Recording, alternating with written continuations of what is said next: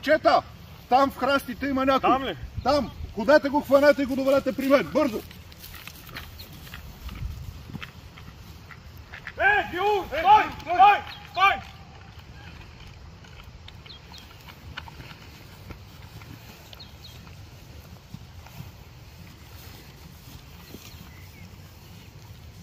О, Дойчине, ти ли си, бе? Аз съм. Познаваме го това, момчета, пуснете го. Нали знаеш, за това, което си причинил, си осъден на смърт. Преди да изпълним наказанието, даваме ти право на едно последно желание. Какво желаш? Искам да танцувам. Искаш да танцуваш? Да. Да му дадем ли да потанцува последно желание? Да му дадем. Ще му го дадем. Ей, свирачите! Елате това, Гюр тук иска да потанцува. Нека покаже какво може.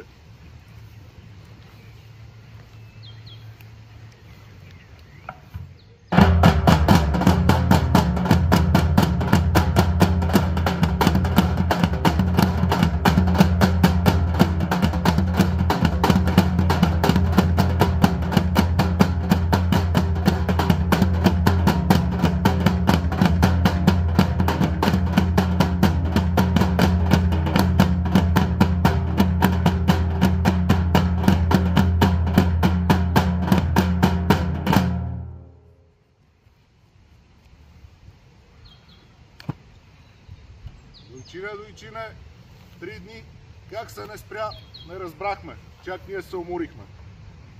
Заради това твое храбро изпълнение, какво ще кажете да му дадем още един последен шанс? Ами да му дадем. Да му дадем. Бягай бързо, Дойчине, докато не сме размислили. Свободен си! Ето така се роди легендата за Дойчин войвода. И ето така продължава легендата.